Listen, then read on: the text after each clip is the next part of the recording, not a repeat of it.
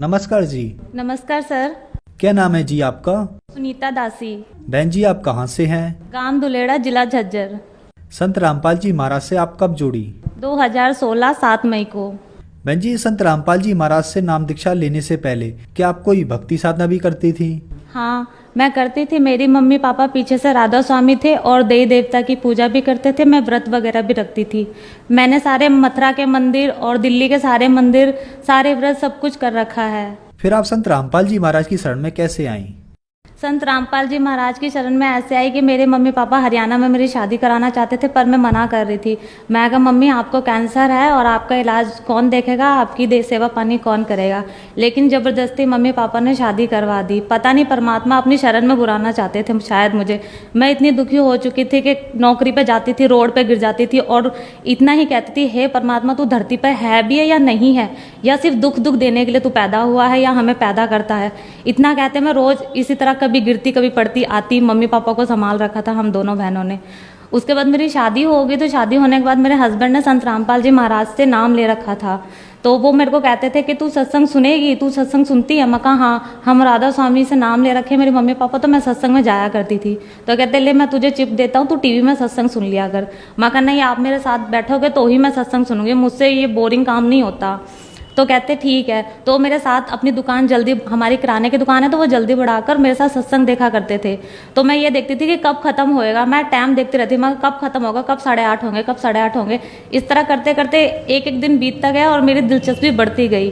तो मैं उनको कहती थी, मैं कहा आप ना इसको उसमें ब्लूटूथ में लगा दो, मैं काम करते करते सुन लिया करूँगी। तो ऐसे ही छोटा बच्चा, मतलब बच्चा मेरे पेट में हो गया। तो फिर क्या कहते हैं, मेरी दिलचस्पी बढ़ती गई। एक दिन क्या हुआ, क्या कहते हैं, 6ठा महीना लग रहा था तो मैं बाथरूम में गिर गई। बाथरूम में गिरने से मेरी ब्लीडिंग होने लगी। तो डॉक्टर ने कहा बच्चा उल्टा हो गया है, तो ये आसानी से नहीं होगा, बहुत मुश्किल चांस है होने का। और दूसरा क्या कहते हैं, इनकी रीढ़ की हड्डी टेढ़ी है तो नहीं हो पाएगा। तो वो वहाँ से उन्होंने ऐसा कह के मेरे को कह दिया कि आप पीजीआई चले जाओ। वहाँ पर गए तो डॉक्टरों ने नॉर्मल दवाई दे के वहाँ से भेज दिया। फिर उन्होंने मेरे को कहा कि तू कुछ नहीं कर सकती तो इतना तो कर दे कि एक टाइम की जोत तो लगा दिया कर परमात्मा की, बंदी छोड़ सतगुरु रामपाल जी महाराज की। तो मैंने कहा ठीक है, ये काम तो मैं शुरू से ही करती आ रही हूँ, ये भी कोई बात है। मैं कहा चलो मैं कर दूंगी। तो मैं शाम को, हर शाम को मैं जोत लगाती थी और मैं इतना ही कहती थी। मैं कहा मेरे हस्बैंड ने सिर्फ इतना कह रखा था, कुछ नहीं बोलना है, सिर्फ बंदी छोड़ बोलना है तुझे। तो मैं यही कहती, मगर बंदी छोड़ सतगुरु रामपाल जी महाराज की जय।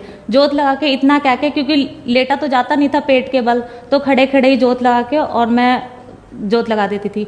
उसके बाद में क्या कहते हैं, सतगुरु रामपाल जी महाराज की तारीख थी उस दिन। तो ये मेरे को कहते मैं तारीख पे जाऊंगा। मैंने कहा आप चले जाओगे तो मुझे कौन देखेगा? तो कहते तेरे पास दीदी हैं, तेरी दीदियां हैं, मेरी दीदियां हैं, तो तेरे पास रहेंगी। तो डॉक्टरों ने इनको बाहर आके जवाब दे चुके थे कि मुश्किल है बच्चा होना इसके, तो या तो बच्चा रहेगा या माँ रहेगी, ऐसा करके उन्होंने कह दिया था इनको। मुझे पता चल चुका था कि डॉक्टर साहब उनसे ये कह के गए हैं। तो पूरा दिन पूरी रात मैं तड़पती रही और मेरे मुंह से सिर्फ इतना ही निकलता, हे बंदी छोड़ मुझे बचा लो। डॉक्टरों को कहती डॉक्टर साहब मुझे या तो मुझे मार दो या कहते हैं मेरा ऑपरेशन कर दो। या तो डॉक्टर सोचते थे शायद इसका नॉर्मल हो जाए, लेकिन नहीं हो पा रहा था। डॉक्टरों ने 10-12 इंजेक्शन मेरी रीढ़ की हड्डी में लगाए, लेकिन कोई फायदा नहीं हुआ। बड़े डॉक्टरों को बुलाया गया तो उन्होंने कहा कि इसका तो ऑपरेशन ही करना पड़ेगा, इसके बस की बात नहीं है बच्चा करना। तो फिर उन्होंने मेरा क्या कहते हैं ऑपरेशन करा और मैं ऑपरेशन थिएटर में ही थी। मैं डॉक्टरों को ऐसे बोल रही हूँ, डॉक्टर मेरा नाम लेते, और गुरुजी मेरे सपने में आए, बंदी छोड़ सतगुरु रामपाल जी महाराज।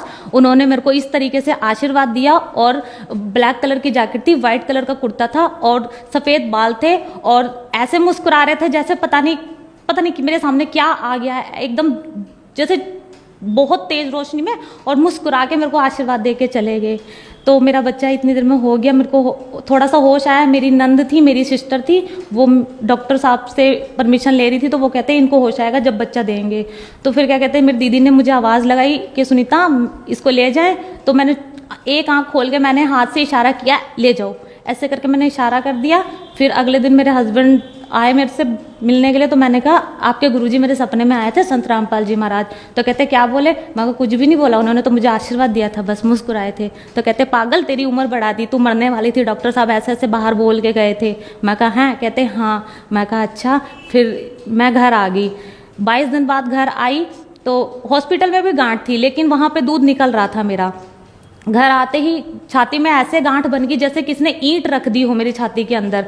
ऐसे ईंट रख दी कि हजारों सुई चुभ रही हैं, ना तो वो दर्द था, ना तो वो पता नहीं क्या चीज़ थी, जैसे कोई हजारों लोग मेरी छाती के अंदर सुई चुभा रहे हैं और ब्लीडिंग निकले और डॉक्टर कहते हैं दूध निकालो और फेंक दो। और जबकि मैं दूध भी निकाल के फेंक रही थी मशीनों से, और डॉक्टरों ने जो दवाई दे रखी थी उनसे दूध पिघल रहा था और मैं उनसे निकाल के फेंक रही थी। तो फिर क्या कहते हैं, ऐसे ही घटना घटती गई। तो दिल्ली में क्या कहते हैं, दीनदयाल उपाध्याय हॉस्पिटल है हरिनगर में, वहाँ पे मेरी मम्मी लेके गए, बड़ा हॉस्पिटल है वो भी। तो वहाँ भी डॉक्टरों ने कहा कुछ नहीं है, खाली दूध जम रहा है। उन्होंने देख के बड़े डॉक्टरों ने मुझे वहाँ से भेज दिया। फिर हमारे वहाँ पे प्राइवेट हॉस्पिटल है, तो मम्मी पापा वहाँ लेके गए। तो वहाँ पे भी क्या कहते हैं, उन्होंने कहा कुछ नहीं है, खाली दूध जम रहा है और कोई बात नहीं है, ये दूध बच्चा छोटा दूध पी नहीं रहा इसलिए ये वो हो रहा है। पीजीआई में भी लेके गए, वहाँ पे भी उन्होंने यही कहा। घर के गाँव में जो जहाँ मेरी शादी हुई वहाँ पे जो हॉस्पिटल है वहाँ पे खाली नींद का इंजेक्शन लगा देते, सुबह भी लगा के जाते, वो मेरे को दिन में भी लगा के जाते, रात को भी लगा के जाते, लेकिन मुझे नींद एक पल नींद नहीं आ रही थी। इतनी भयंकर बीमारी थी, पता नहीं कांटे थे कि क्या था मेरे शरीर के अंदर, मुझे खुद को नहीं पता। फिर मेरे हस्बैंड मुझे हार के कहते, जब मैं रो गिड़गिड़ाऊं मौत मांगू, तो मेरे को कहते चल मैं तुझे नाम दिला देता हूँ। तो मैं हार चुकी तो थी, जिंदगी से मुझे प्यार ही नहीं था, मतलब मैं मरने वाली थी, यूं समझ लो। मैं यूं ही कहती थी मुझे मार दो जी, मेरा गला घोट दो और बच्चे को या तो आप रख लेना या मम्मी पापा को दे देना। इतना कह के मैं रोती रहती थी, रात दिन तड़पती रहती थी, ना कुछ खाती थी ना कुछ। मैं कहा कभी दूध ना जम जाए, कुछ खाऊंगी तो दूध बन जाएगा, इस डर से मैं कुछ खाती भी नहीं थी। और ऑपरेशन से तो बेबी हो ही रखा था, तो इसलिए ना तो चलना मेरे बस की था, ना बेबी को उठाना मेरे बस की था, इतनी मैं हार चुकी थी। फिर ये मुझे लेके गए संत रामपाल जी महाराज से नाम दीक्षा दिलाने रोहतक में। तो फिर जैसे ही गुरुजी ने मुझे नाम दिया, एलईडी के थ्रू उन्होंने मुझे नाम दिया था।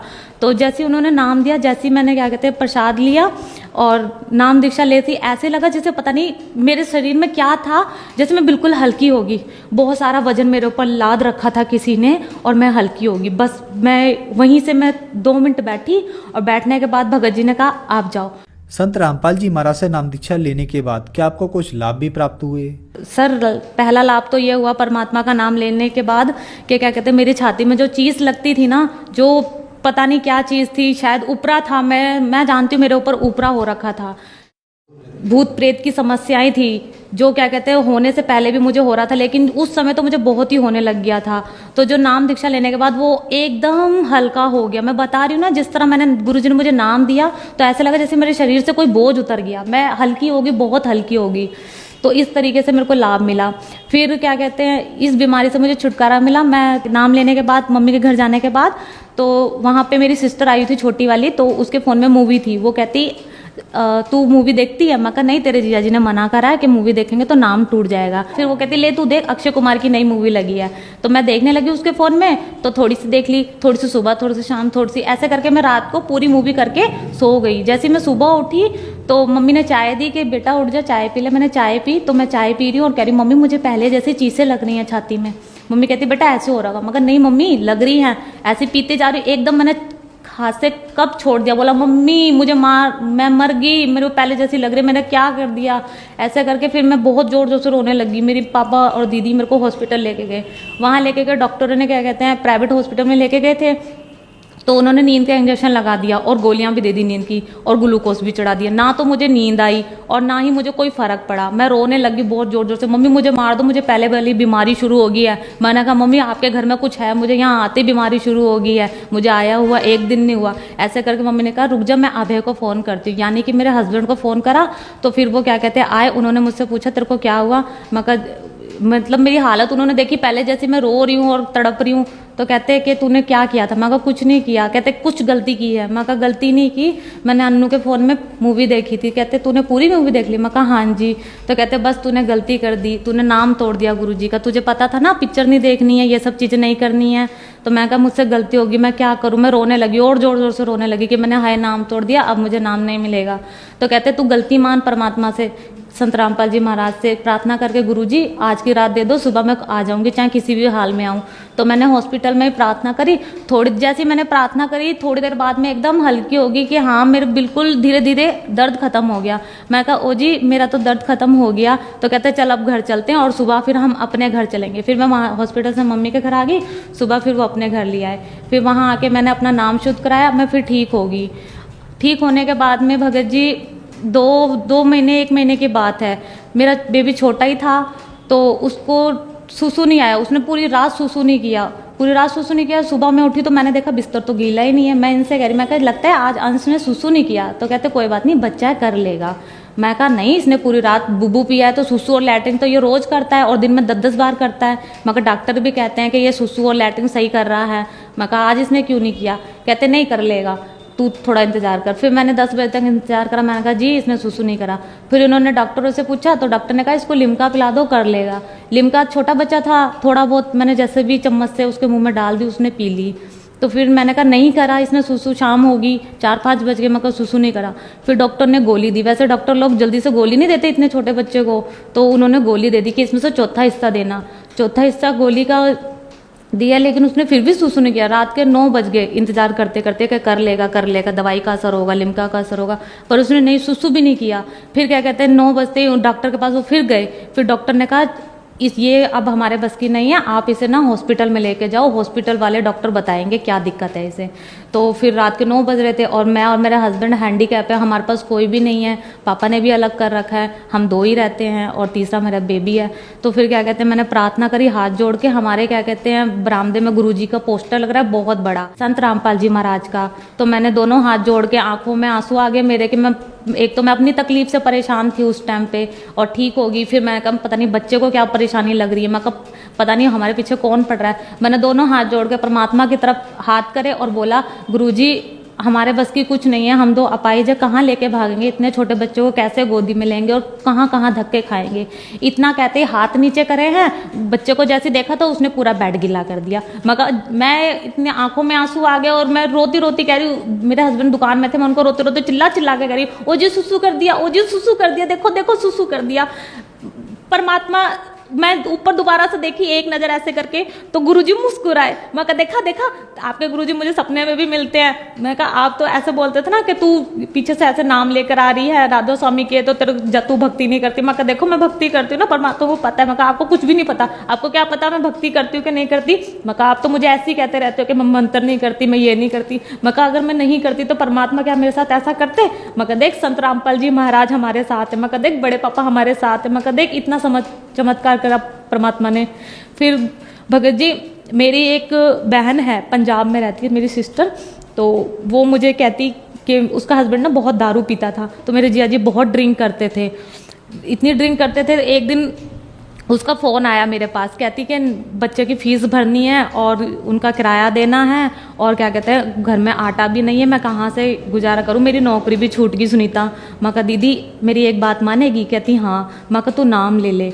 उसने उस दिन तो मेरी बात टाल दी और फ़ोन काट दिया। फिर अगले दिन फिर मैंने फ़ोन किया, मैं कहा मैं पूछ लूँ शायद उन्होंने खाना खाया है कि नहीं खाया, नौकरी मिली है कि नहीं मिली दीदी को। तो मैंने फ़ोन करा, मैं कहा दीदी आपको नौकरी मिल गई? कहती नहीं। कह रही मुझे अगर कोई मशीन मिल जाए ना मोटर की चलाने वाली तो मैं अपना गुजारा कर लूँ। मैं कहा दीदी एक बार फिर से कह रही हूँ मेरी बात मानेगी? कहती हाँ। मैं कहा दीदी तू ना संत रामपाल जी महाराज से ना दीक्षा ले ले, देख मेरी इतनी बड़ी बीमारी तुमने अपनी आंखों से देखी ना कि मैं मौत मांग रही थी उस समय।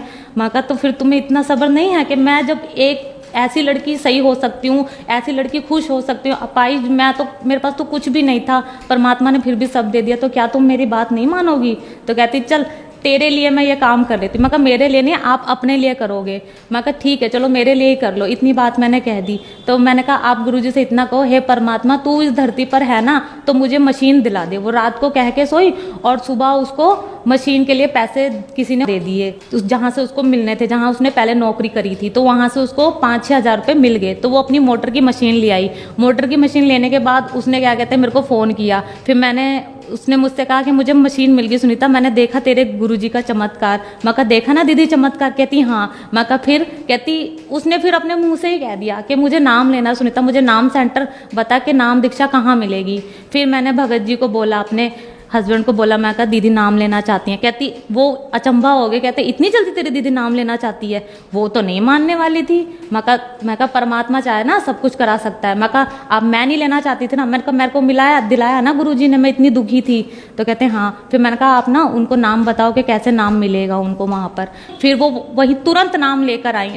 नाम लेके आने के बाद क्या कहते हैं उनको क्या कहते हैं नौकरी मिल गई। फिर वो अपनी मोटर उठाकर उस ऑफिस में चली गई। आज वो इतनी खुश है ना कि वो मेरे से ज़्यादा तारीख पर आती है। मैं तो फिर भी 2 महीने में 1 महीने में जा पाती हूँ, लेकिन वो पहले पीछे भी आई है, अभियानी आश्रम में भी डटी हैं और उनको बहुत लाभ मिले हैं। और मेरे जीजा जी जो ड्रिंक करते थे उन्होंने भी नाम दीक्षा ली। संत रामपाल जी महाराज जी से मेरी दीदी के हस्बैंड ने नाम दीक्षा ली, जो इतनी ड्रिंक करते थे, जो 24 घंटे नशे में पड़े रहते थे, जो एक दिन कमाते थे और सारा उसमें ड्रिंक में लगा देते थे अपना पैसा। बच्चों के बारे में बिल्कुल भी नहीं सोचते कि हाँ मेरे बच्चे इतने बड़े हो रहे हैं, उनकी शादी करनी है, पढ़ाई लिखाई कुछ नहीं सोचते वो।